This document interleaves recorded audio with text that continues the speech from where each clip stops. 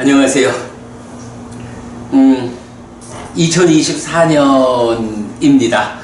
어저께 저녁에 나는 불교를 믿는다 수업으로 금년 수업을 이제 시작했고요. 마지막이까야 관통법회로는 오늘이 첫 번째 수업입니다. 지난 3년의 과정 동안 120개의 경을 공부하고 이제 오늘 121번째 경을 공부할 순서입니다. 152개의 경 중에 이제 그럼 몇 개 남은 거죠? 32개 남은 건가요? 열심히 공부해 왔는데 올해는 마무리를 하고 스리랑카로 해양법회를 가자라고 계획하고 있으니까 그렇게 준비하도록 하겠고요.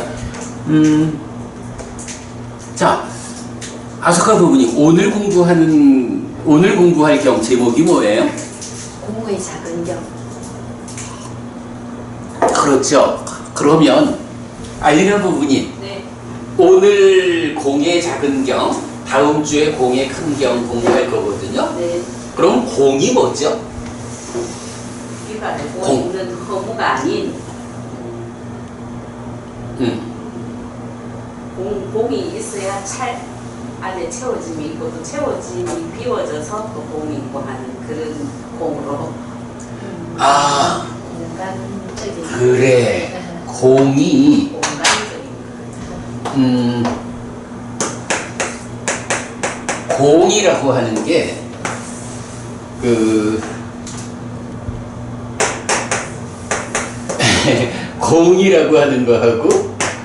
공이라고 하는 거하고 두 가지가 있어.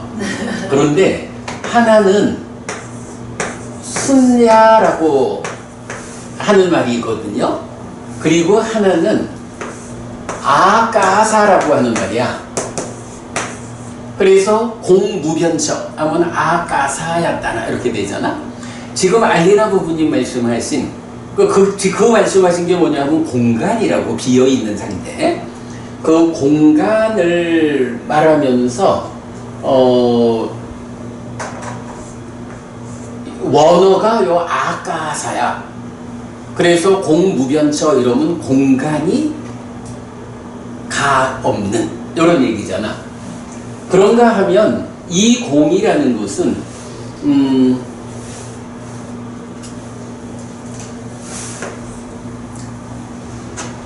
비어있는, 그러니까 비어있다라는 거하고 공간이라고 하는 거는 개념이 다른 거예요. 비어있는 것을 채우고 있는 거는 공간이다, 이렇게 표현을 할까? 그래서 아까사라고 하는 공간이라는 공하고 비어있다라는 거, 텅 빈 상태, 요런 그 순야라고 하는 말이 달라. 그런데 오늘 공부할 경은 원어가 이게 아니고 요거야. 그런데 제목 한번 읽어보세요. 쫄라 순야 따숫땅. 순야가 아니고 순야따 이렇게 나오죠. 네, 순야 따숫땅. 그죠? 순야따.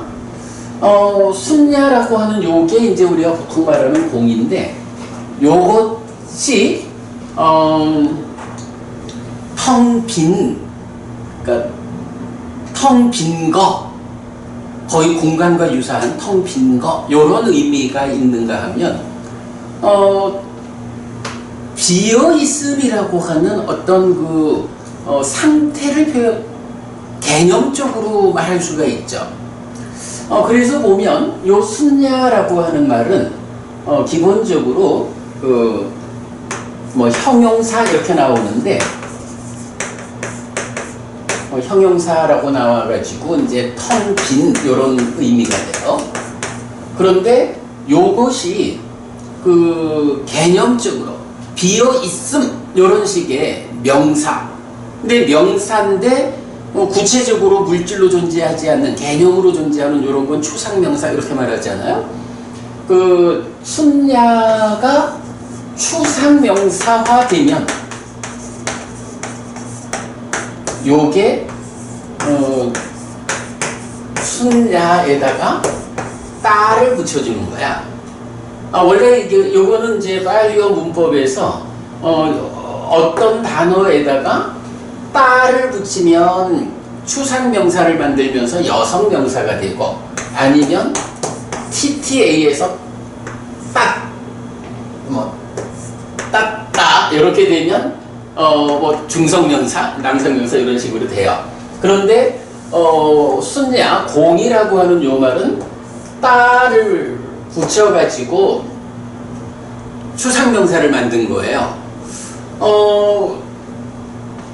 그래서 이제 오늘 공부하는 이 경은 제목이 아까사의 공이 아니고 순야의 측면에서 추상명사가 된 순야따를 제목으로 하고 있어요. 그래서 순야따 숫단 공경인데 큰 경, 작은 경 이래가지고 쫄라 하면 작은, 그래서 공의 작은 경 이래 돼요.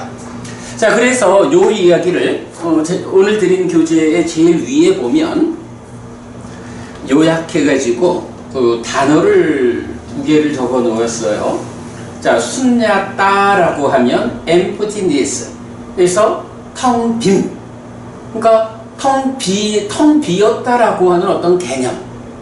그래서 이제 추상명사가 된 거예요. 텅 빈. 그래서 이제 공 이래 되고요. 그런가 하면 순야라고 하는 단어는 empty, 또 void라고 해서 형용사의 의미로 빈, 공허한 이런 말이 되는 거예요. 그런데 이제 여기서 또 그 영어에서는 없는 문법적인 내용 하나가 파일리어에서는 이렇게 그 형용사로 나오면 이게 문법을 보는 관점 중에 파일리어에는 동사하고 명사밖에 없다, 형용사라는 거 그거 따로 없다, 이렇게 보는 게 있어요. 그건 뭐냐 하면 텅 빈이라고 형용사로 말하지만 이게 사실은 텅 빈 것이라는 어떠한 상태를 말하는 그 것, 이런 식으로 명사로 이제 쓰이는 거거든요. 자, 그래가지고 텅 빈, 그러니까 비어 있는 것, 요런 의미로 그것에 이제 개념적으로 추상명사를 만들면 순야따 해가지고 텅 빈, 요런 식의 이제 차이가 좀 있어요. 근데 왜 요걸 제가 지금 설명하고 있냐 하면 오늘 보는 이 경에서 보면 이 두 단어가 병행해서 나와요.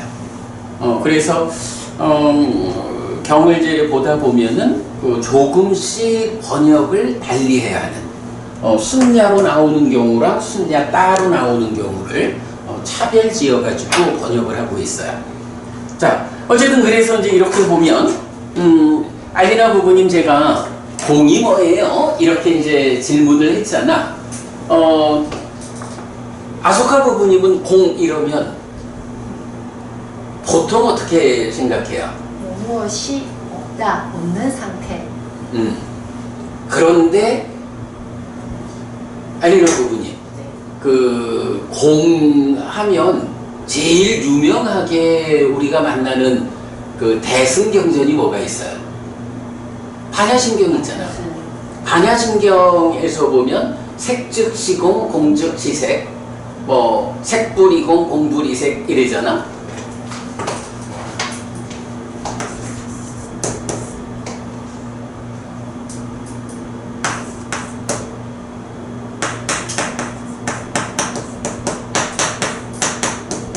그래서 색과 공이 다르지 않다, 이렇게 말하는 말이야. 이럴 때 공이라고 하는 거가 단지 비어있음을 말한다라고 반야신경을 강의하는 사람들이 말하지 않죠. 그래서 사실은 공즉 연기다.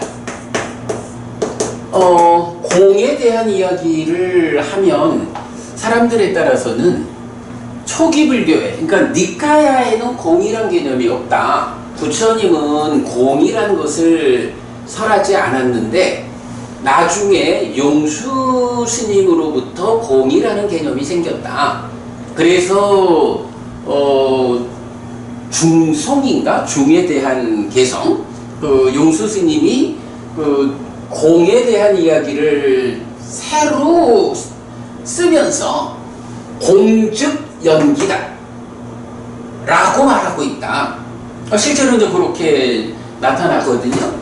그러니까 색불이공 또는 색즉시공 이래 하면 색과 공이 물질이라는 것과 비어있는 것이 다른 게 아니야 요런 이야기가 아니고, 공이라는 말은 연기를 의미하기 때문에 색은 연기된 거예요.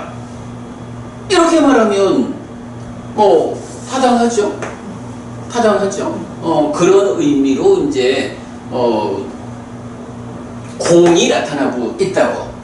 그래서 지금 아마 밖에 나가서 많은 불교 신자들, 불교학자들한테 공이 뭐죠? 라고 말하면 대개가 공은 연기다 이렇게 답을 할 거예요.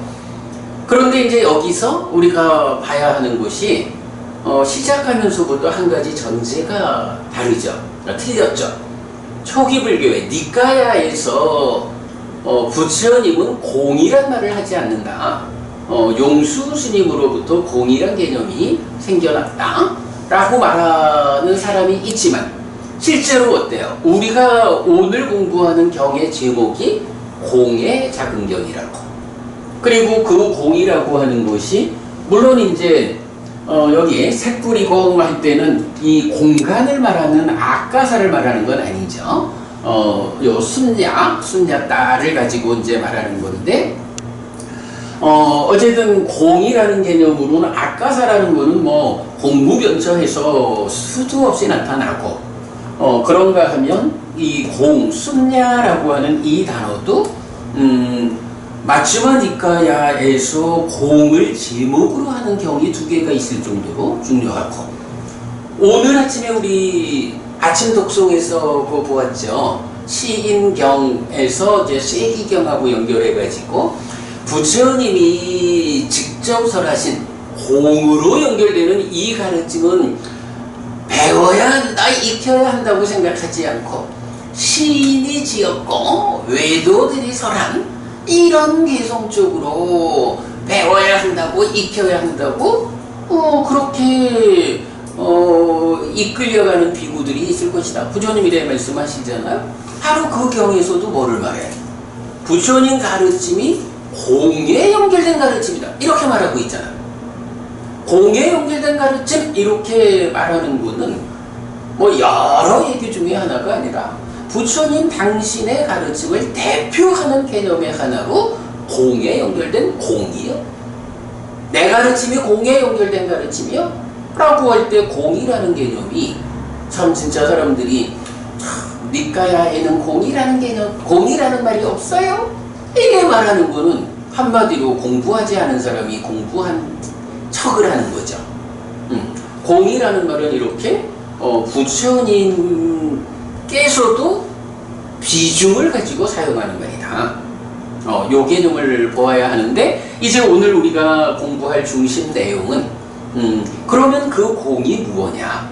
정말로 용수 스님이 말하는 공증 연기 이래가지고 말하자면 원래는 색이 연기된 것이야 이런 말을 한 거지 뭐. 그런데 그거를 연기라는 말을 공이라는 말로 바꿔가지고 쓰다 보니까 이제 부처님 가르침 안에서 공이라는 주제가 찾아졌을 때는 부처님이 설명하는 공하고 전혀 다른, 근데 이런 문제가 생기는 거죠. 그러니까 뭐 그런 상황을 우리가 좀 미리 알고 진행하도록 하겠습니다. 선생님, 저기 육계에서 공은 아까사. 그거죠. 예, 아까사죠. 그러니까 육계를 말할 때는 이제 지수화풍 4대가 결합된 것을 안과 밖에서 공간이 감싼다. 그때죠. 아까사. 원어가 아까사죠. 네. 자, 그래서 일단 요 순야, 공이라고 하는 말은 비어있는, 공허한 요런 말이고, 순야 따가 되면 그 비어있음 요런 텅 빈 이런 이제 추상명사, 구체적으로 형체를 갖고 있지 않은 명사형 이렇게 되는 거죠. 자, 요렇게 순야따하고 순야라는 두 단어를 봤고요. 그리고 뭐 들어가면서 아예 우리 결론 하나를 조금 더 볼까요? 뒤에 가면은 이제 요런 표현이 나와요. 파리숫당,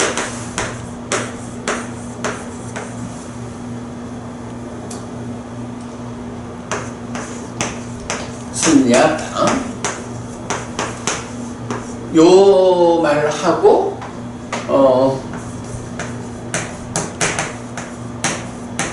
파리숫당, 빠라마누따라,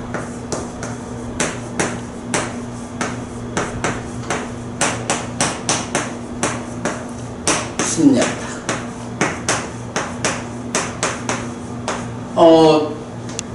요 두 가지 말이 이제 나오는데, 파리숫다라고 하면 요거 이제 보통 청정한, 이런 깨끗한 이런 얘기죠. 그래서, 청정한 것이고, 순야다, 텅 빈, 이렇게 되는 거죠. 그래서, 요게 이제, 요거를 번역하기를 청정한 공, 이렇게 번역을 하면 되겠어요. 그러니까 청정한 텅 빈, 그러니까 텅 비어 있다라는 어떤 그 존재성보다는 그 개념적으로 이렇게 이제 표현하고, 그런가 하면 파리숫다 순야따 중간에 빠라마누따라, 요거는 빠라마 더하기 아누따라. 아누따라라는 말은 뭐 우리가 많이 아는 거죠. 위 없는 이런 말이잖아요. 아누따로 뿌리사 담마사라티 하면 무상조어장부 이렇게 나오면, 그리고 빠라마라고 하면 이게 뭐 약간 이것도 비슷한 말이야. 근데 이런 아주 뛰어난 거, 뭐 이런데 넘어서다라는 의미, 어떤 것을 넘어선 거, 그거보다 더 높은 거, 요런 의미여서 청정한 공이라는 파리숫다 순야따 중간에 빠라마누따라가 들어가서 이제 요거를 제가 번역을 청정한 것을 넘어선 위 없는 공, 이렇게 번역을 했어요. 청정함을 넘어선.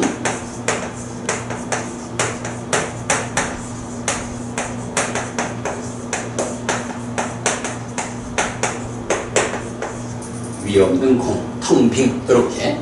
자, 요거는 이제 어떤 차이냐 하면, 뭐 우리가 이경을 그동안 많이 봐가지고 보면 뭐 그냥 단계적으로 부정적인 요소들이 내 안에 없는 상태, 부정적인 것이 비어있는 상태를 만들어 가가지고 마지막에 가면 번뇌가 다 비어있는, 이제 여기까지를 감으로써 깨달음을 완성하는 그거잖아요. 그래, 아소카 부부님, 아까도 우리가 그 단계적인 접근을, 불교 수행에서는 뭐니 해도 단계적으로 향상해가는 거다, 이 얘기를 많이 하는데, 여기 이 공이라고 하는 데서도 얼마만큼의 부정적인 요소들이 내 안에서 비어 있느냐, 없는 상태가 되었느냐 해서 이거를 이제 쭉 끌어올라가는 거거든요. 그럴 때 구차제주 같으면 초선부터 비상미비상처까지를 빠리야야 해서 단계 지어진, 상수멸에 가서 번뇌를 부수고 깨닫는 거는 니빠리야야라고 해서 단계 지어지지 않은, 이렇게 구분을 하잖아요. 그거를 그대로 대응시켜서 요 청정한 공이다라는 것은 단계 지어진 부정적 요소의 해석, 그런 거 없어. 없는데 완전히 그 부정적 요소가 완전히 없어진 게 아니고 요만큼의 단계로서 없어졌어. 그런데 결국은 완성이 되겠죠. 탐진치가 다 없다? 번뇌가 용루, 유루, 무명루라고 하는 번뇌가 완전히 없어지면 뭐야? 번뇌의 부서진 누진에 의한 깨달음이죠. 그럼 번뇌가 완전히 부서졌다라는 것을 달리 말하면 뭐죠? 용루, 유루, 무명루라고 하는 이것 없음의 상태, 이것 비어있음의 상태, 이렇게 되겠죠. 그러면 그렇게 단계적으로 부정적인 것을 비워가다가 마지막에 가가지고 번뇌까지 완전히 비워진. 그래서 이제 더 이상 내 안에 번뇌라고 할 게 하나도 없어. 누진, 번뇌의 부서짐이 완성되었어. 요런 상태면 여기 그대로 깨달음이죠. 그러니까 그때에 요 표현이 들어가는 거야. 빠리숫다, 빠라마누따라, 순야타 해서 단계 지어진 과정으로의 빠리숫다, 순야타, 그리고 단계 지어지지 않은 그 완성된 공의 상태, 완성된 부정적 요소들이 비어있는 상태, 그거를 빠리숫다, 그러니까 빠라마누따라, 순야타 해서 청정함을 넘어선 리없는 공, 이렇게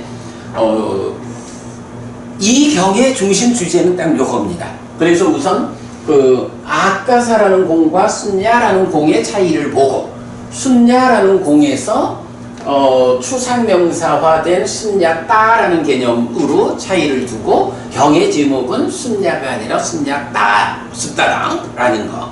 그리고 이렇게 그 없는 상태를 만들어간다. 무엇에? 부정적인 요소들이 없는 상태를 만들어가는데 완전히 없어지는 그 상황 이전까지는 단계적으로 올라가서 빠리숫다, 순야따, 청정한 공, 이렇게 표현을 하고, 마지막까지 싹 비워가지고 번뇌다한 아라한 이 완성이 되면 빠리숫다, 빠라마누따라, 순야따, 청정함을 넘어선 위없는 공, 요렇게 표현을 한다. 요거 깨달음이다. 예, 요게 이런 이 경의 전체 내용이에요. 그래서 공이라는 게 무엇인지, 그 공이라는 관점에서 어떻게 부처님은 깨달음을 이끄는지, 요렇게 접근해 보겠습니다. 자, 그러면 사실은 이 경이 공이라는 개념이 잘 안 나타났다라는 것 때문에 특별한 의미를 갖는 경인데, 내용으로 보면 지금 말씀드린 게 다인 것 같아. 살발 다 한 것 같아. 그렇죠. 단계적으로 올라가는. 그러니까 구차제주 같으면 똑같잖아. 초선을 성취해서 머문다. 그럼 초선을 성취해서 머무는 동안에 무엇을 하느냐? 요거. 그래서 올라가가지고 제2선을 성취해 머문다. 제2선을 성취해서 머무는 동안에 무엇을 하느냐? 이렇게 해서 똑같은 게 올라가잖아. 마지막에 가서 달라지지. 이 경도 동일한 구조로 단계적으로 올라가는 거. 자, 어쨌든 뭐 그래 보겠습니다. 자, 먼저 요약 보면 아난다 존자의 주제 발의, 저는 아난다여, 나는 요즘 자주 공한 텅 빈 머문으로 머문다라고 이렇게 세존의 곁에서 들었고 곁에서 받아들였습니다. 대덕이시여, 제가 그것을 바르게 듣고 바르게 받아들이고 바르게 사고하고 바르게 생각하는 것입니까? 그러니까 부처님한테, 그러니까 이제 아난다 존자가 부처님한테, 부처님 지난번에 저한테요, 나는 요즘 자주 공한 텅 빈 머문으로 머문다, 이래 말씀하셨는데 제가 잘 기억하고 있나요? 잘 들었나요? 이렇게 이제 질문을 한 거예요. 그래, 그러니까 요게 그대로 주제 발의가 되어서, 그래, 나는 요즘 자주 공한 머문으로 머무는데 그 공한 머문이라는 게 뭔지 아니, 내가 설명해 줄게 해서 설명이 들어가는 거야. 자, 그러면 여기서 요즘 자주 공한 머문으로 머문다, 요거는 순야를 쓸까요? 순야따를 쓸까요?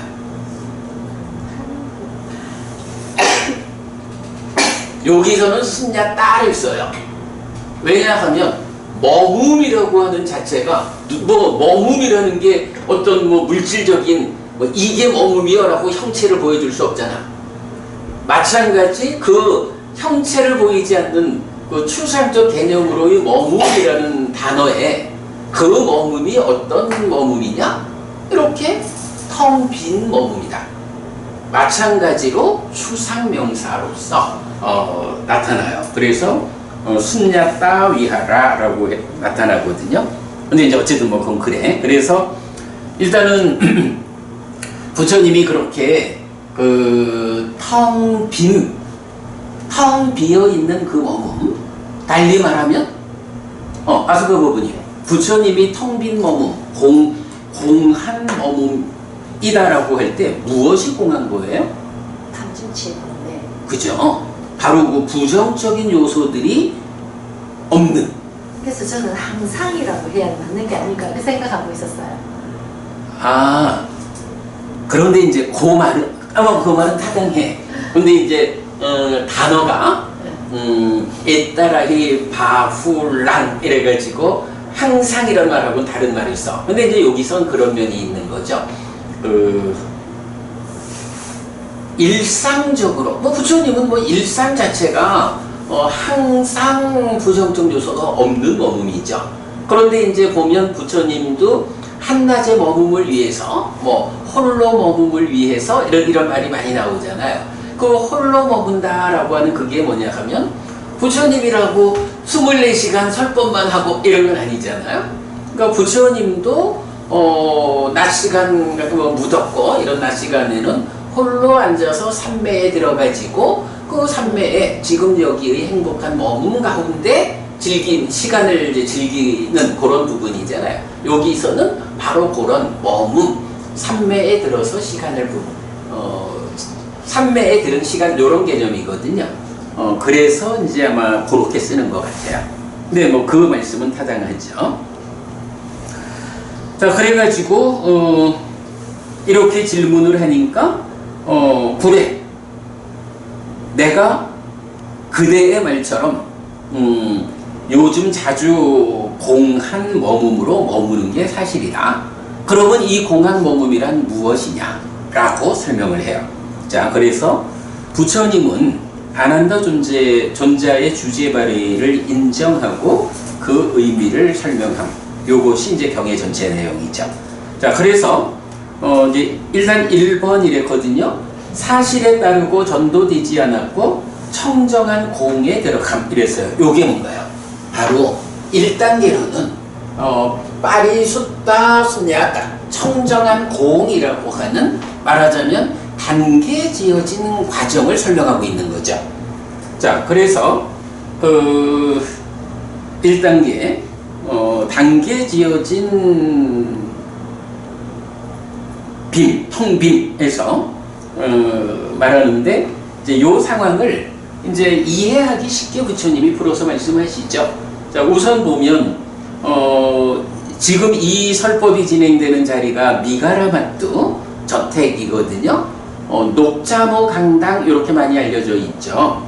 미가라마뚜 저택의 상황이 자 보자. 여기 이제 부처님하고 많은 제자들하고 함께 있잖아요. 그때 아난다 존자가 질문을 했잖아요.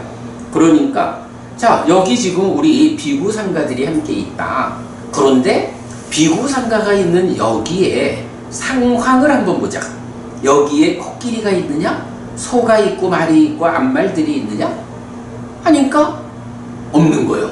오직 비구들만, 비구상가만 있는 거예요. 그래서 코끼리와 소와 말과 암말들에 의해서 공하고 이렇게 나타나는 거예요. 여기서 공하고 할 때는 순야 순야 해서 비어있는 상태를 직접 지시하는 거죠. 공하고 비어있고 나오고 금이나 은에 의해 비어있고 뭐 당연히 뭐 부처님 또 그 제자분들이야 당연히 금과 은을 지니지 않는 사람들이잖아.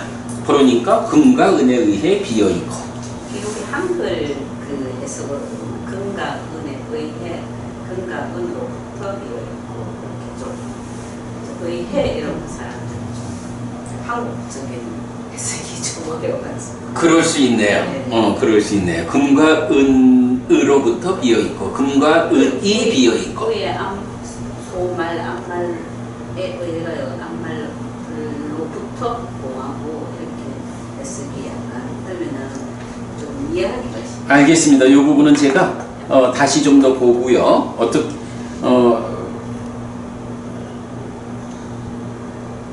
예, 이건 뭐 의미로는 그래. 그러니까 코끼리, 소말, 암말들이 비어 있다. 그러니까 암말들로부터 비어 있다. 뭐 하여튼 좋아요. 그러니까 요거는 그 표현을 어떻게 하는 게 좋겠는지 제가 다시 좀 봐가지고 나중에 싹 정리를 할게요. 그래서 어쨌든 보면 코끼리, 소, 말, 암말들이 공하다라는 요거는 여기서 공하다는 말이 요렇게 연기 요걸 말하는 거 아니죠. 이건 없다라는 말이야. 그죠? 없다라는 말이야.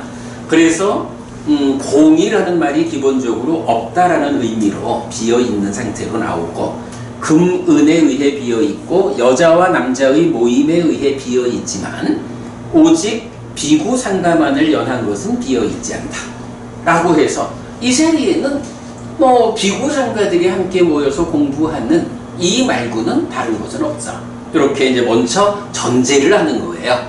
예를 드느라고.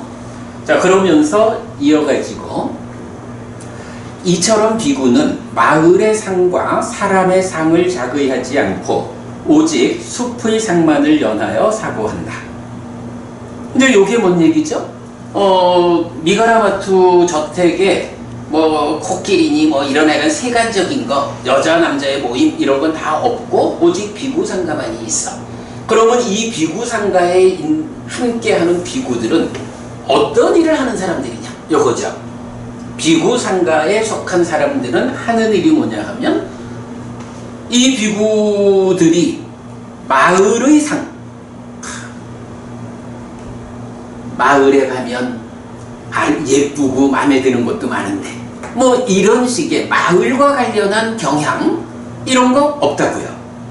그런가 하면 옷, 사람의 상, 마을에 가면 그 많은 사람들, 그 사람들하고 내가 어떻게 교제를 하면 뭐 이런 마을이라고 하는 어떤 상태로의 내가 접근하지 않고 거기 있는 사람들이라는 쪽으로 접근하지 않는 요런 상, 경향이죠. 그래서 마을의 상도 없고 사람의 상도 없어. 작의하지 않는다. 내가 그쪽으로 삶을 이끌어가지 않죠. 오직 숲의 상만을 연하여 사고한다. 여기서 숲이라는 개념은 뭐죠? 숲에서 수행하는 요거죠.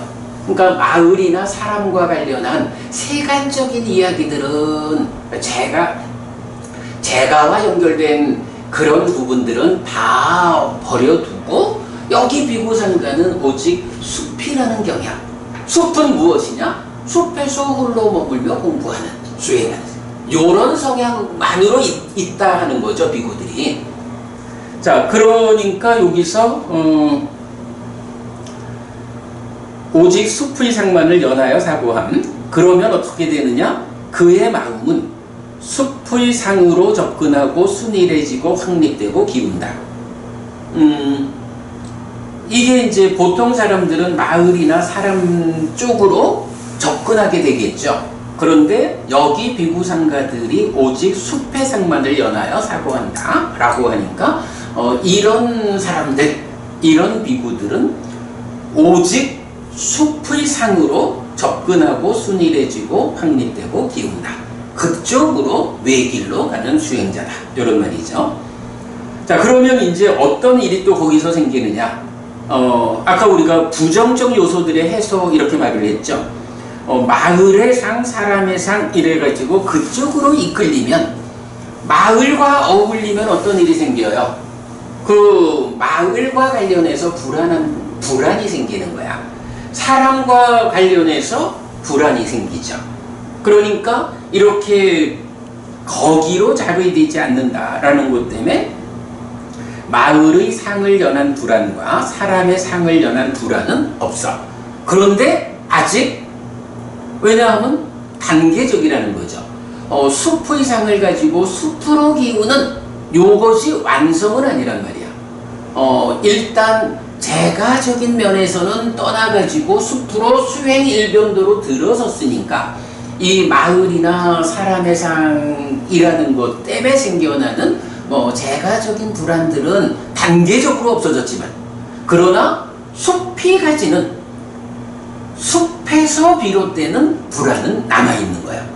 요거는 우리가 그렇게 말할 수 있죠. 자, 부처님이 이 이야기를 요렇게 지금 설법을 끌고 오는 이유가 바로 요 부분이에요. 이렇게 마을의 상을 연한 불안과 사람의 상을 연한 불안은 없지만 오직 숲의 상만을 연한 불안은 있다. 이거는 없고 이거는 있어. 지금 나의 상태가 어떠하냐에 따라서 내 안에 이런 이만큼의 부정적 요소들은 없고 이만큼의 부정적 요소들은 남아있어.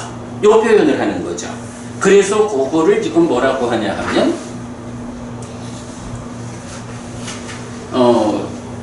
마을의 상에 속한 상과 사람의 상에 속한 상은 비어있지만, 여기서 이제 순야 공이라는 개념, 비어있지만 오직 숲의 상만을 연한 것은 비어있지 않다라고 분명히 한다.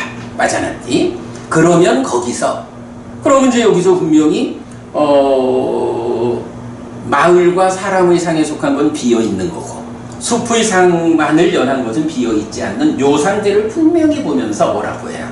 거기에 없는 것에 의해 그것의 공을 관찰하고 라고 해서, 그러니까 여기서 공이라는 말의 의미를 명확하게 부처님이 정의를 해주는 거예요. 없는 것이 있고 있는 것이 있어.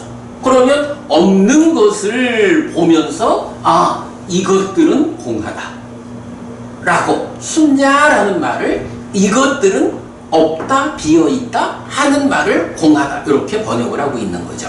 순야라는 말 자체는 그러면 연기 이런 개념은 전혀 다른 거고, 기본적으로 비어있어, 없어 요런 상태를 말하고, 요거를 중국 사람들이 공이라고 번역을 한 거죠. 근데 이제 어찌 보면 이 공은 차라리 없을 무자를 쓰는 게 더 맞을 수도 있어요. 이제 가끔씩 보면 이런 경우들이 있죠.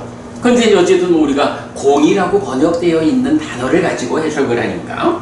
자, 그래서 아무튼 여기서 중요한 것, 거기에 없는 것에 의해 그것의 공을 관찰한다. 없는 것, 비어있는 것, 요게 순야, 공이다. 부처님이 사용하는 공은 정의가 바로 요거다. 요 개념을 보는 게 이제 이경의 핵심이죠.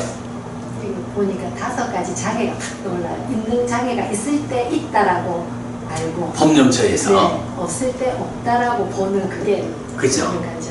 그래, 오늘도 우리가 어제 오늘 계속 보았죠. 장애나 장애 부분이 더 맞지. 소유의 관심, 그러니까 내 안에서 내 마음 안을 삿띠해서 눈 떠가지고 보니까 소유의 관심이 있으면 있다라고 알고, 없으면 없다라고 알고, 없던 것이 있는 상태가 돼버렸네.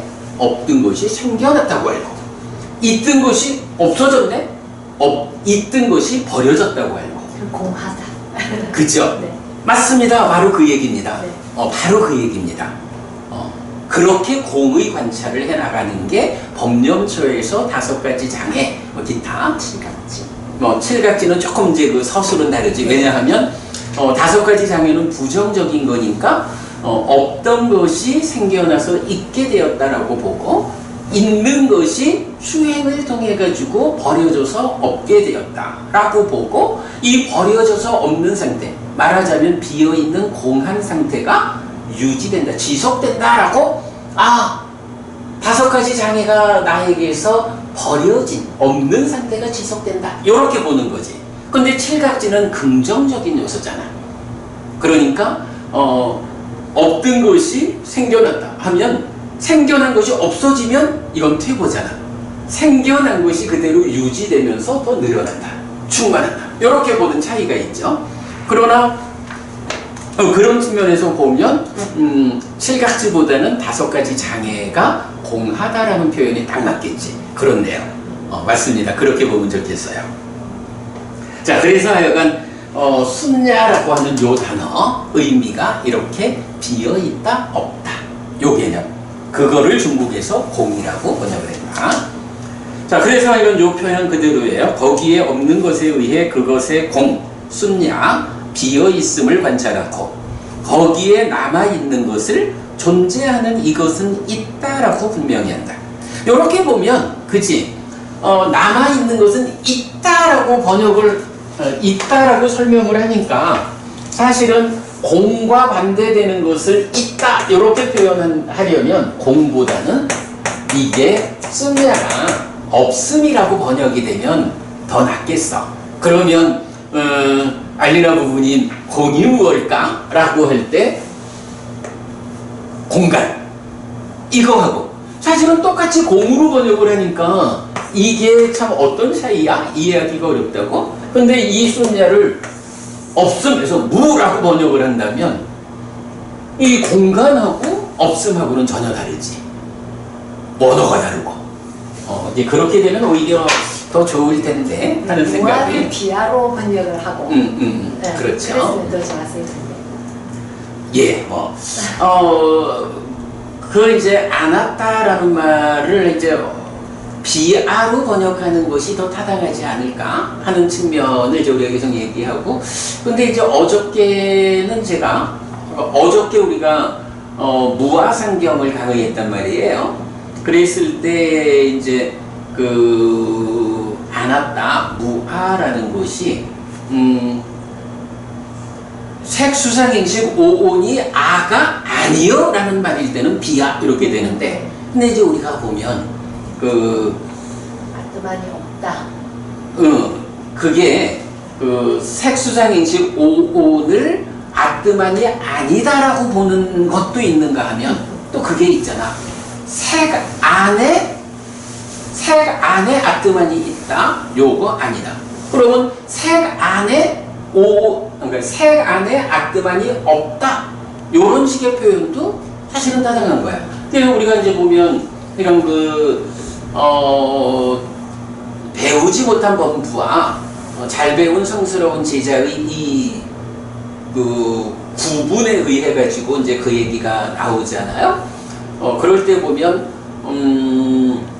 무아상경에서는 나의 것, 그러니까 나의 것이 아니고 내가 아니고 나의 자아가 아니다. 이렇게 말할 때 그런 측면에서는 아로부터 아가 전제된 관찰을 하는데 색을 가진 것이 나의 아다. 나의 아가 그대로 색이다. 또 색 안에 나의 아가 있다. 이런 식으로 세 가지로 보잖아요. 그래서 이제 이거를 아나따를 비아라고 보자라고 하는 관점은 설명해 보면 색수상행식을 나라고 보는 관점, 그거 아니다 이럴 때는 내가 아니여 비아여 이래 보면 되는데, 색수상행식 안에 나의 아가 들어있다라고 보는, 색 안에 아가 있다 이렇게 보는 관점에서 보면 아니야 색 안에 아가 없어 이런 식으로도 볼 수가 있는 거야. 네.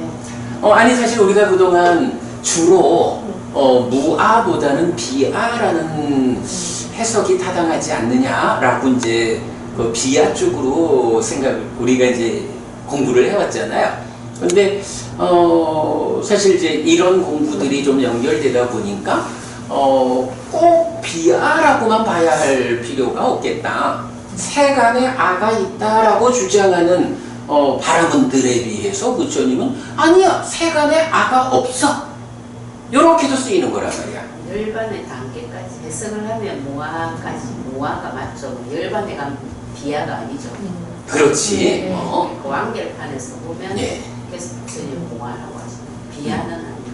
그러니까 이제 비아라고 봐야 하는 관점도 있고, 예. 그러니까 이것은 나의 것이 아니다라는 건 뭐 소유 얘기니까 제껴두고, 이것은 나다라고 보는 관점을 부정하는 측면에서는 비아라고 하면 되고, 이것이 나의 자아다, 색 안에 자아가 있다, 요거를 부정하는 쪽에서는 무아 그래서 아니야, 색수작인지 각각 안에 아뜨만이 없어.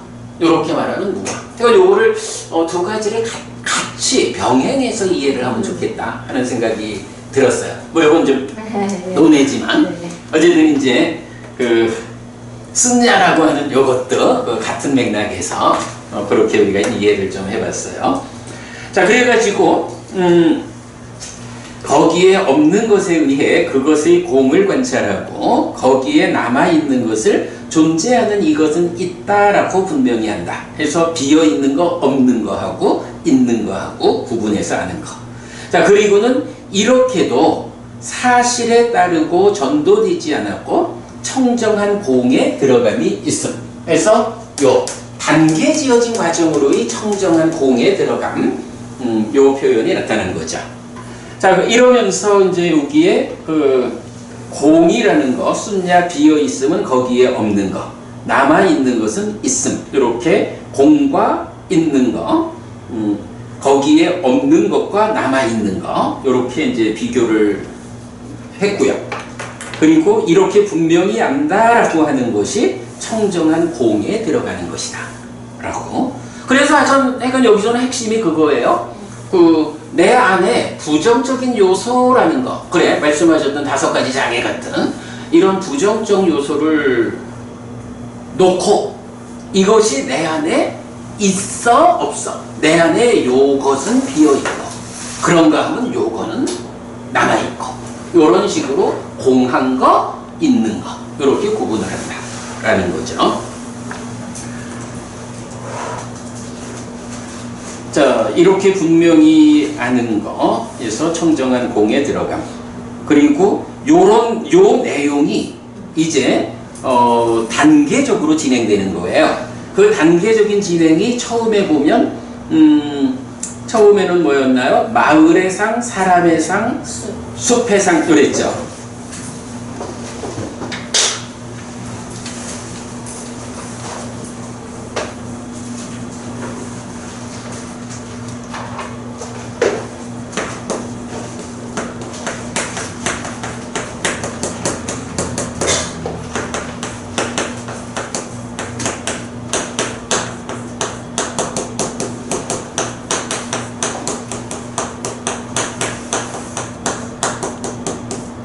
요게 이제 첫 번째 단계인 거예요.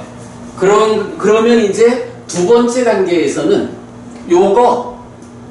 요만큼은 이제 올라서 단계적으로 극복한 거야. 그래서 그 다음에는 사람의 상과 숲의 상, 그리고 이어가지고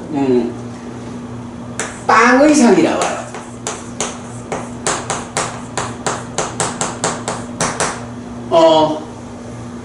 하나가 없어지면서 그 다음 하나가 단계적으로 나왔어요. 자, 그리고 나면 이제 그 다음으로 넘어가면 다시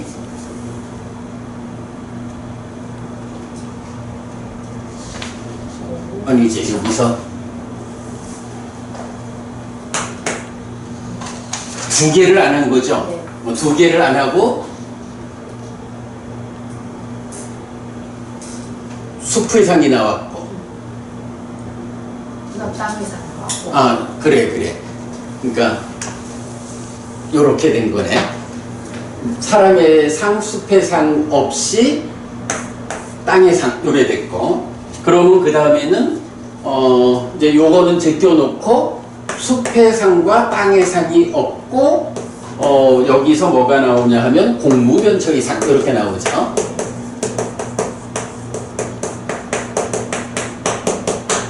이렇게 세 가지를 제시하면서 앞에 두 가지가 하나씩 단계적으로 없어져 가면서 다음 단계를 제시하고 있어요. 자, 그러면 이렇게 공무변처의 상만을 연하여 사고한다. 그 다음에는 넘어가서 식무변처의 상 이렇게 되고요. 똑같은 방법으로 넘어가서 무소유처의 상, 그리고 나면 또 넘어가면 비상비비상처의 상. 비상비비상처의 상만을 연하여 사고한다 라고 하면 요게 일반적으로 우리가 말하는 중생세상의 끝, 구차제주에서 말하는 공무변처, 식무변처, 무소유처, 비상비비상처를 성취하여 머무는 그 상태로 그 단계 지어짐이 왔죠. 그렇게 이제 단계적으로 올라가고 있어요. 그러면서 여기서 말해주는 건 뭐죠? 숲의 상과 땅의 상을 자의하지 않고라는 것은 거기에 따르는 부정적인 것들, 그것 때문에 생겨나는 불안들, 이런 부정적 요소들이 해소되어 가고 있는 것. 단계적으로 요만큼은 비어있어, 공해. 그리고 요만큼은 남아있어. 하는 식으로 이제 단계적으로 올라간 거예요. 자, 그래서 그 다음에 보면 무소유처의 상과 비상비비상처의 상을 자의하지 않고 오직 무상심삼매만을 연하여 사고함. 요건 뭐로 봐야 돼요? 자, 비상비비상처 위에는 보통 뭐가 있어요? 상수면. 상수멸이죠. 그런데 여기서는 상수멸 대신에 무상심삼매 이랬거든. 여기서 무상, 상이 없나? 상은 뭐죠? 여기의 상은? 님있다. 그죠? 여기는 산야가 아니고 님있다라고. 그러면 님있다, 상이 없다라고 하는 건 뭐예요? 상이 없다라는 것은 욕탐 때문에 왜곡되지 않는 상태가 되었다는 거잖아. 그러니까 관심이 탐진치를 싣고 오지 않게 된 거죠. 그게 뭐죠? 여리자기. 산야, 그러니까 상수멸의 상이 완전히 진정되어 가지고 더 이상 탐진치를 만들지 않게 되는 상태로 욕탐이 참여를 해야 거기서 욕외입처가 니미따의 상태가 아니라 아니미따, 무상의 상태가 되는 거죠.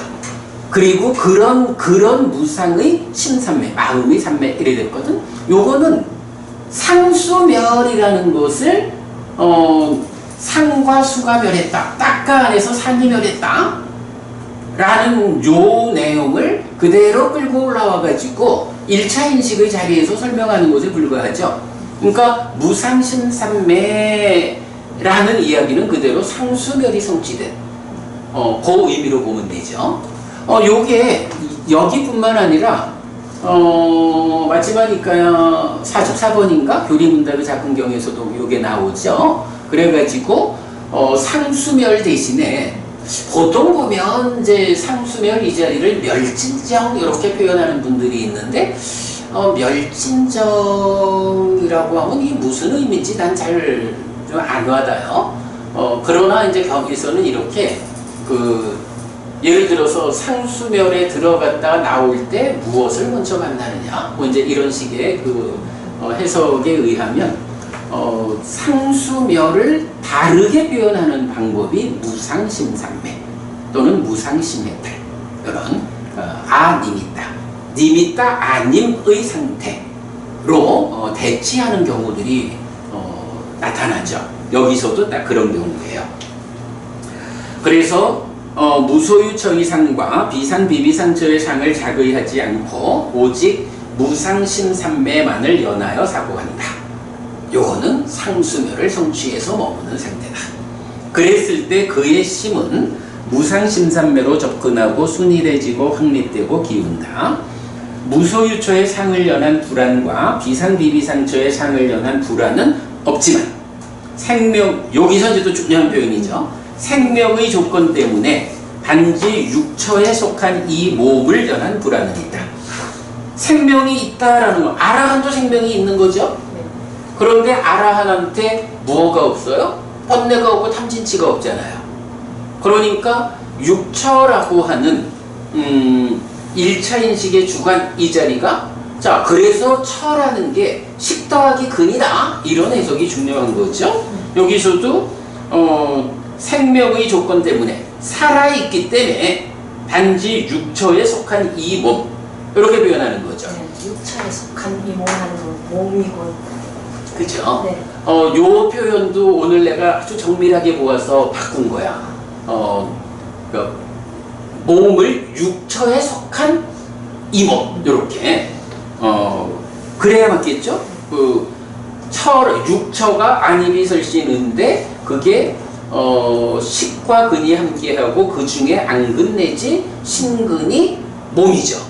그래서 육처에 포함되는 몸인 거야. 그리고 이렇게 몸이 남아있다. 생명의 조건 때문에 몸이 남아있으면 부처님도 살아계신 동안에는 그 몸에 따르는 병을, 고통을 겪으셨잖아. 예. 그래서 하여간 아라한이 되면, 그래서 이런 거 뭐라 해요? 두 번째 화살을 맞지 않는다라고 하는 게 몸으로 겪어야 하는 거야. 몸이 있는 한 어쩔 수 없고. 그러나 몸으로 닥쳐온 문제를 마음, 행위의 영역에서 두 번째 화살로 맞지 않는 이런 표현이죠. 자, 그래서 생명의 조건 때문에 단지 육처에 속한 이 몸을 연한 불안은 있음. 무소유처의 상에 속한 상과 비상비비상처의 상에 속한 상은 비어 있지만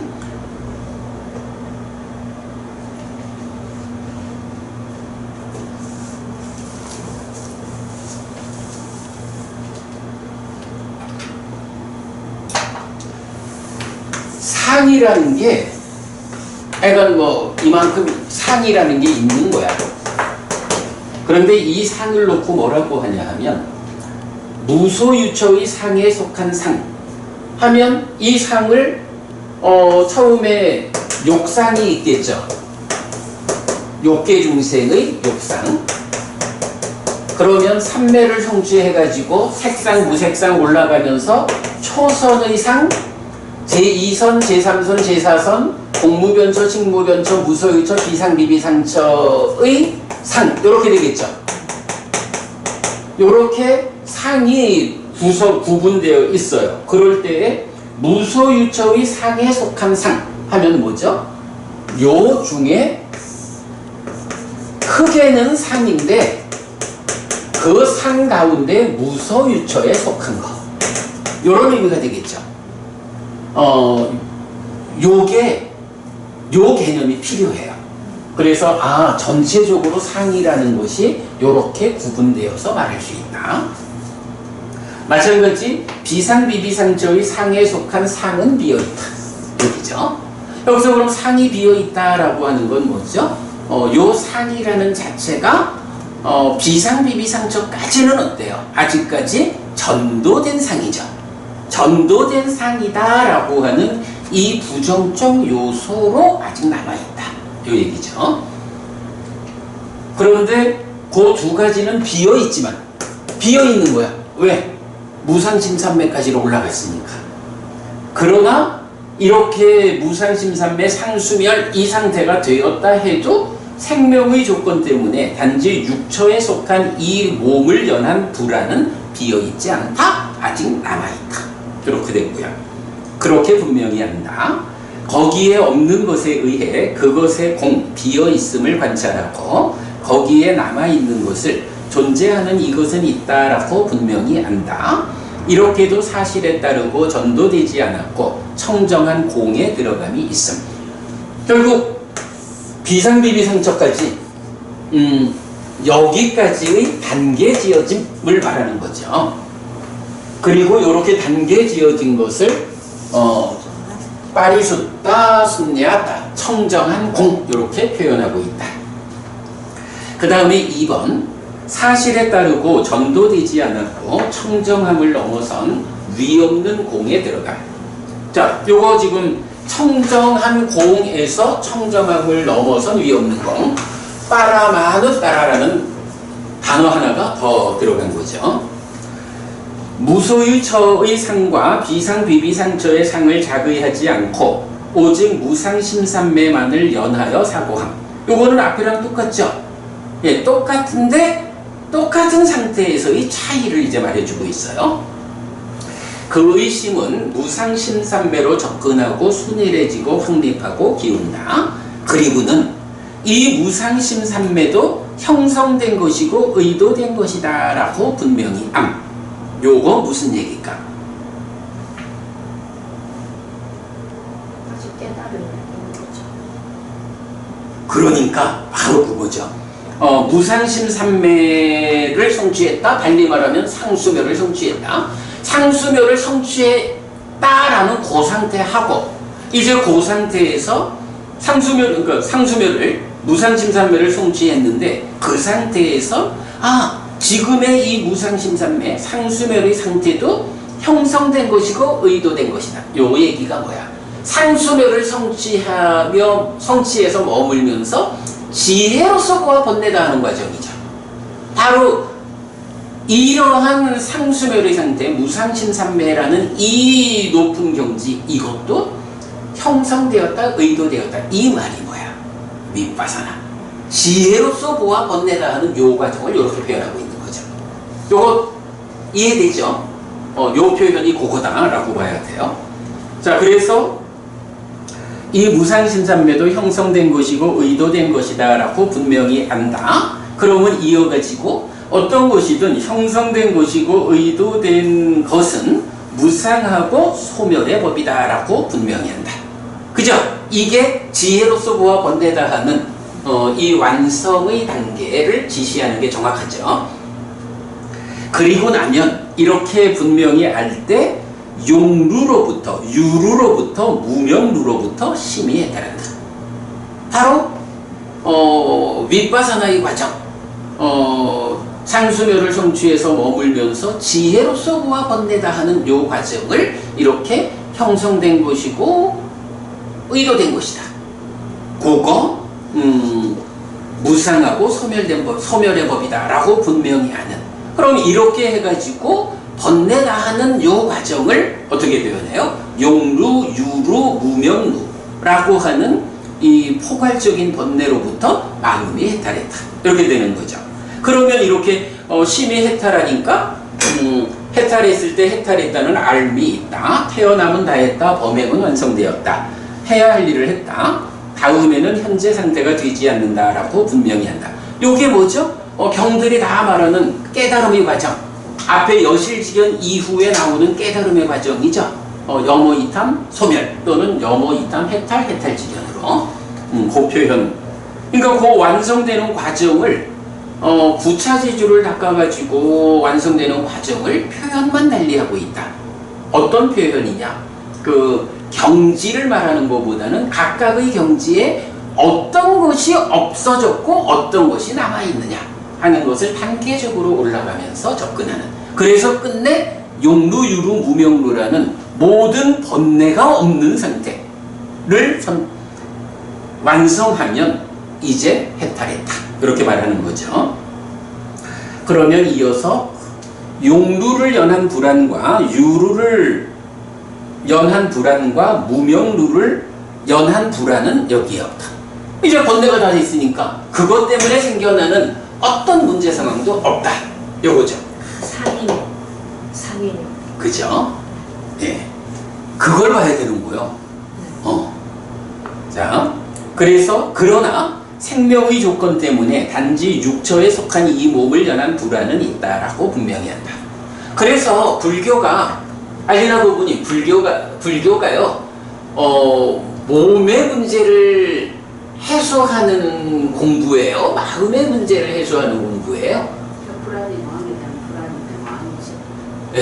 그죠? 그래서 결국은 여기서 그 표현인 거야. 생명의 조건 때문에 몸에 속한 문제는 남아있다. 부처님도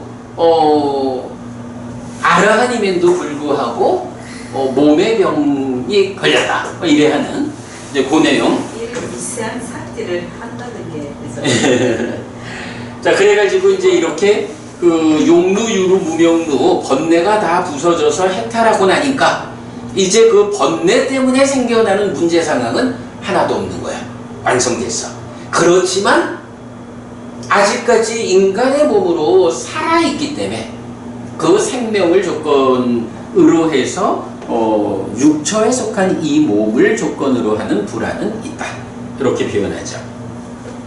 자, 그리고 이제 그 상태를 또 말하기를 용루에 속한 상, 유루에 속한 상, 무명루에 속한 상은 비어 있다라고 분명히 알고. 자, 그러면 요거 어때요? 좀 전에 상이라고 하는 것이 이렇게 무소유주에 속한 상도 비상비비상주에 속한 상도 비어있고 이렇게 단계적인 부차지의 상으로 말했잖아. 그런데 지금 여기서 똑같이 뭐라고 말을 해요? 상은 상인데 이 상이 무소유주에 속한 거 비상비비상주에 속한 거 이런 표현이 아니라 용루에 속한 상. 그러면 방금 아소가 부분이 상이네 이랬지만 네. 나하고 같은 생각이었을까? 아, 그러니 번뇌가 상이구나. 요 얘기였죠? 바로 이 경에서 아마도 이 경에서 우리가 알아야 하는 게 공이라는 개념이 뭐 기본이 되지만 이어가지고 하나 보아야 되는 게 깨달은 다음에도 몸에 속한 문제는 남아있는 거예요. 이게 불교가 말하는 완성이요. 그래서 몸이 굳어진 뒤에 몸으로 가지 않아야 비로소 완전한 고멸이 실현되는 거 요거하고 그리고 마지막 중요한 것이 바로 번뇌라고 하는 것이 상이다. 요 개념이죠. 자, 그래서 용무에 속한 상, 유루에 속한 상,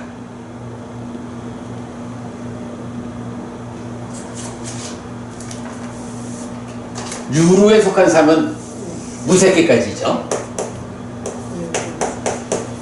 그리고 이 이전의 존재성의 문제에서 무명루라고 해가지고 용루, 유루, 무명루라고 하는 이 번뇌라는 것이 상이다.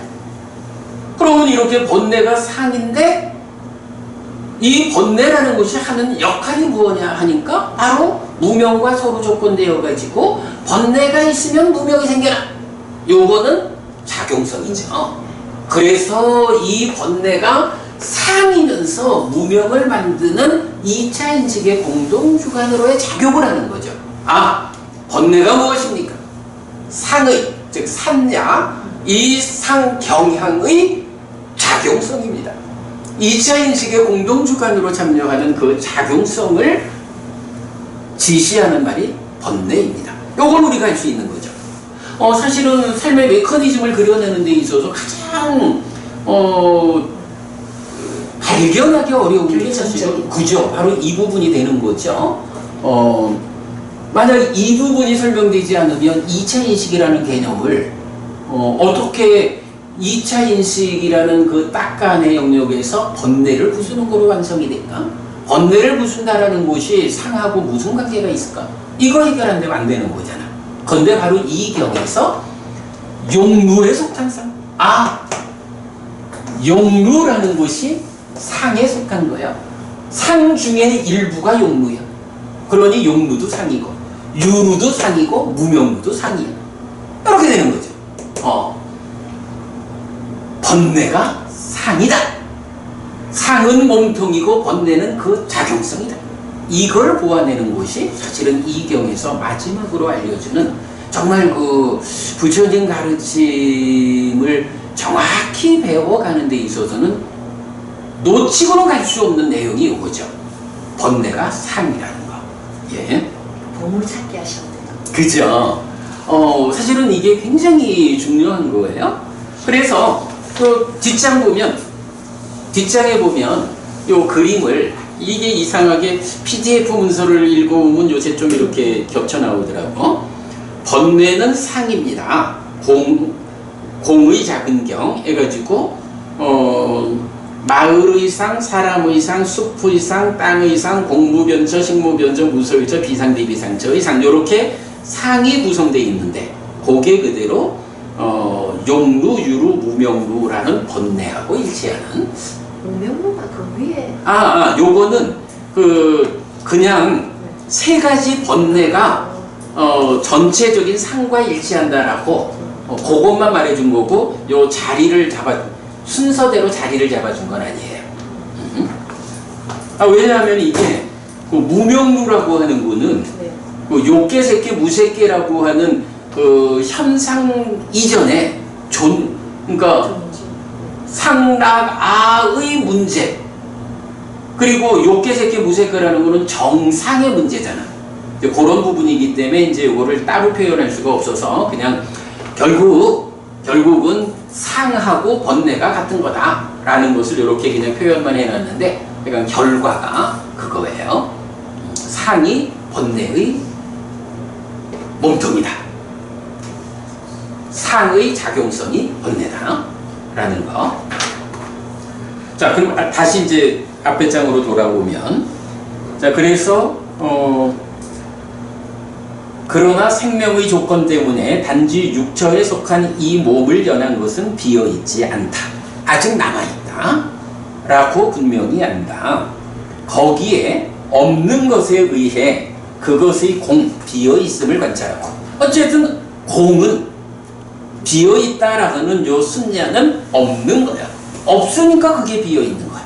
거기에 남아있는 것을 존재하는 이것은 있다라고 분명히 함. 그리고 결론, 이렇게도 사실에 따르고 전도되지 않았고 청정함을 넘어선 위없는 공에 들어가 있다 라고 해서 요거 빠라 따라가 더해진, 달리 말하면 단계 지어지지 않은 완성, 예, 요 부분을 이렇게 차별돼서 보여주기 때문에, 그래서 이걸 전체적으로 제가 구분하기를 1번은 청정한 공, 2번은 청정함을 넘어선 위없는 공, 이렇게 분류를 해놓은 거예요. 자, 그 다음에 이제 3번, 과거 미래 현재의 어떤 사문이나 바라문이나 청정함을 넘어선 위없는 공을 성취하여 머무는 것은, 즉 이렇게 단계 지어지지 않은 공, 완성, 요것은 과거든 미래든 현재든 누가 이런 청정함을 넘어선 위없는 공을, 즉 아라한이 되면 그것은 바로 이런 청정함을 넘어선 위없는 공이지 다른 거 없다. 어쨌든 이렇게 부정적인 요소를 비워나가서 마지막에 최후의 번뇌가 완전히 부서지는 이것이 완성이다. 그게 청정함을 넘어선 위없는 공이라고 부른다. 자, 그래서 이제 부처님은 마지막으로 당부를 하죠. 그러므로 그대들은 이렇게 공부해야 한다, 안 한다요. 그래서 우리는 청정함을 넘어선 위없는 공을 성취하여 머물 것이다 라고 안 한다요. 그대들은 이렇게 공부해야 한다. 이렇게 이제 부처님이 당부를 하죠. 달리 말하면 뭐죠? 아라한 되어야 한다. 이런 말씀이죠. 자, 그리고 이제 별표하고 번뇌는 상입니다. 그는 용루에 속한 상은 비어있다라고 분명히 알고, 유루에 속한 상은 비어있다라고 분명히 알고, 무명루에 속한 상은 비어있다라고 분명히 알고, 그러나 생명의 조건 때문에 단지 육처에 속한 이 몸을 연한 것은 비어있지 않다라고 분명히 한다. 요 문장에서 이렇게 번뇌가 곧 상이다 라는 거 우리가 발견해서 이제 그림을 그려냈죠. 자, 요렇게 하면 이제 121번 공의 작은 경이 완성이 돼요. 여기서 참 한 가지만 좀 보면, 아까 그 땅의 상이란 말이 나왔거든요. 땅의 상이 이건 뭐지? 지금 순서가 어떻게 되냐 하면 마을의 상, 사람의 상, 숲의 상, 땅의 상, 그 다음에 공무변처의 상, 식무변처, 무소유처, 비상비비상처, 그리고 무상, 심산매 이렇게 넘어갔잖아요. 땅의 상이라는 것은 어떤 의미지?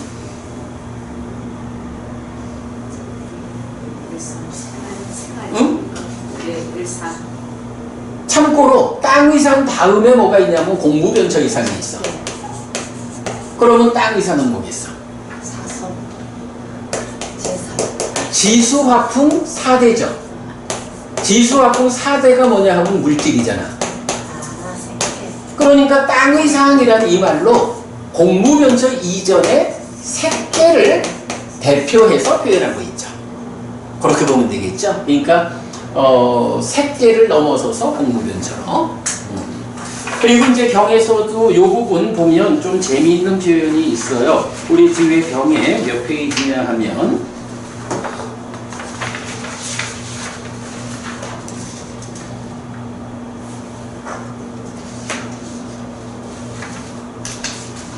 2페이지 봅시다.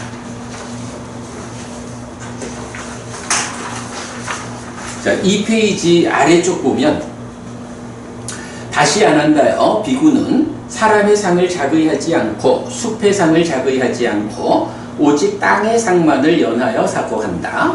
그의 심은 땅의 상으로 접근하고 순일해지고 확립되고 기운다. 요건 뭐 그대로 지금 단계적으로 나가는 거죠. 그런데 다른 데서는 안 나타나는 여기에서만 예를 들면 요게 나오는 거야. 예를 들면 안 한다요. 소가죽을 막대기로 100번을 두드려 잘 펼치면 주름이 없어진다. 이처럼 안 한다요. 비구는 이 땅의 높고 낮음, 강과 요새, 구루터기와 가시와 나무 토막, 편평하지 않은 산 등 이 모두를 작의하지 않고 오직 땅의 상만을 연하여 사고한다. 이 표현은 뭐겠어요? 지금 보면 소가죽을 막대기로 100번을 두드려서 잘 펼치면 주름이 없어진다. 이랬죠. 그러면 이거는 땅이 높고 낮다, 강과 요새, 그루터기와 가시라 이런 얘기는 뭐야? 그냥 물질이라는 것이 지수, 화풍 이런 어떤 요소 상태로 보는 게 아니라 우리 세상을 구성하고 있는 현상적인 모습을 말하는 거죠. 그런데 이 현상적인 거를 정말로 어마어마한 망치를 가지고 막 두드려보면 산도 강도 요새도 하나도 없이 다 그냥 땅만 남잖아. 요렇게 땅이라고 하는 것을 현상적인 차별로 보지 않고 사실의 관점에서 요소로 보는 요런 측면을 말해주는 거죠. 땅의 상 그렇게 표현하고 있어요. 어쨌든 뭐 그거는 그 다음에 이어서 공모변초로 연결되니까 색계라고 하는 색계 세상이 물질과 관련해서는 이런 어떤 그 현상적인 차별을 넘어서서 요소 상태로 인식되는 그렇게 살아가는 보경지로 볼 수 있겠죠. 이해가 안 됐었는데. 그죠? 네. 거기에 아마 그 의미가 맞을 거야. 그래서 여기서는 약간 예를 들면 해가지고 막대기로 100번을 두드려서 잘 피면 사실 소가죽이라는 것도 따지면 울퉁불퉁한 거 아니야. 두드려가지고 펴는 거야. 구두를 만들 때 소가죽을 가져와가지고 뭐 만들 때? 구두를 만들 때 소가죽을 기계 안에 이렇게 넣어갖고 이렇게 펴서 두부에 그런데 옛날에는 기계 없으니까 그렇게 했어. 그렇지. 뭐 그런 얘기네요 정말. 전체를 봤을 때 잘게 보지 말고 전체를.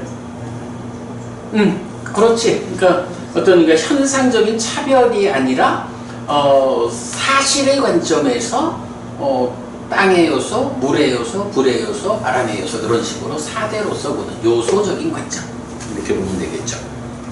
자, 그러면 경은 더 안 읽어봐도 충분히 오늘 설명이 된 것 같고요. 무엇보다도 공이라고 하는 말이 첫째로는 아가사라고 해서 공간을 의미하는 공도 있고, 그런가 하면 이렇게 비어있음이라는 순야라는 말, 그리고 그 순야따라고 해서 추상적인 개념, 텅빈 이런 개념이 구분되어 나오고, 이런 공에 대해서 대승불교의 영역에서는 닉가에는 공이라는 말이 없다. 부처님은 공이라는 개념을 쓰지 않았다. 이렇게 이제 용수 스님의 공으로 불교의 공을 대표하고 있지만 사실은 그렇지 않다라는 거.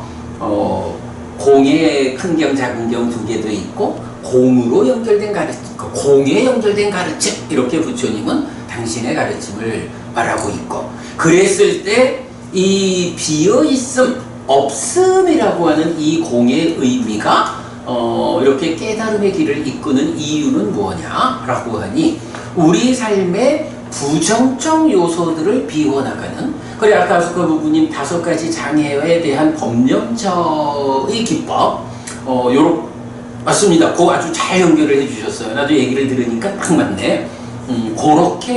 그런 관점으로 부정적 요소들을 해소해 가면서 요만큼 해소되니까 요만큼은 없고 해소되지 않은 요만큼은 있어. 없는 것과 있는 것을 빠져나기 분명히 알아야 돼. 이런 식으로 단계적으로 성장해 가는 것. 구차지주와 같은 개념. 그래서 비상비비상처를 넘어선 상태를 무상심삼매, 그래서 님이다 이렇게 님이다 아닌 상태로 제시되는데, 이게 그대로 상수멸이고, 상수멸을 성취했다라는 것과 다르게 상수멸을 성취해서 머물면서 지혜로서 보아 번내다 한다 하는, 그 지혜로서 보아 번내다 하는 요것을 형성된 거, 의도된 거, 형성되고 의도된 요거는 무상심삼매라고 해도 이거는 무상하고 소멸되는 법이에요. 이렇게 윗바사나 해가지고 끝내 번뇌들이 다 부서지는 그 번뇌 없음의 상태, 이게 완성이에요.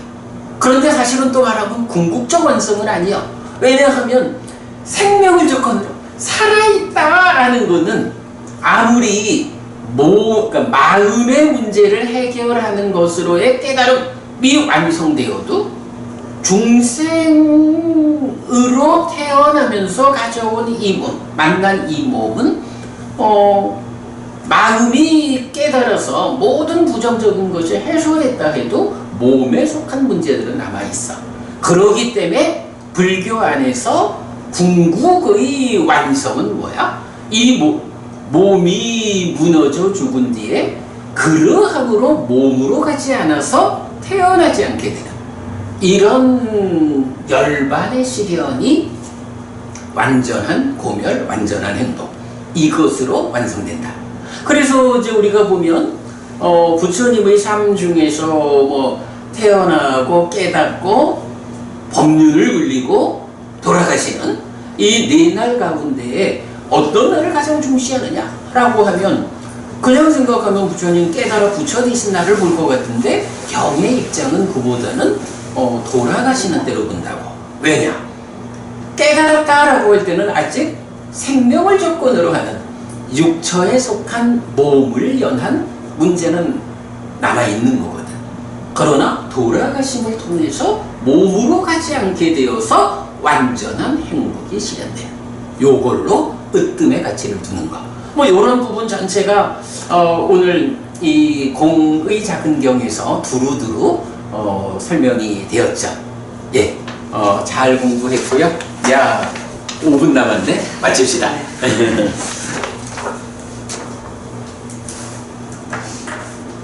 알리나 부부님 뭐 질문하실 거 없으세요? 이렇게 마칠까요 그러면? 네. 삼마삼부토 바가와 스와카토 바가와타 담모 수파티판노 사와카 상고띠. 세존은 정등간이시다. 세존으로부터 법은 잘 설해졌다. 제자들의 상가는 잘 실천한다. 찌랑띠타뚜로 가스밍 삼마삼부타 사사난띠. 정등각의 가르침이 이 세상에 오래도록 머물기를. 이차마항 얀양 야지뚱 양마마 아싸 디가라땅 히타야 수카야띠. 오랫동안 나에게 이익과 행복을 주는 자선행을 실천하리라. 이당다낭 꾀다낭 니아띠 살로 히타낭 우파까빠뚜. 이당다낭 꾀다 니아띠 살로 히타 파리분잔뚜띠. 이 모시가 돌아가신 친지와 혈육들에게 도달하기를. 이 모시를 돌아가신 친지와 혈육들이 사용하기를. 오늘도 우리가 훌륭한 법의 등을 함께 달았습니다. 이 법의 등의 공덕이 오랫동안 여러분들에게 이익과 행복으로 함께하기를 바랍니다. 또한 오늘의 이 법보시의 공덕이 여러분 생각하시는 그분들에게 도달하고 사용되기를 바랍니다. 수고하셨습니다.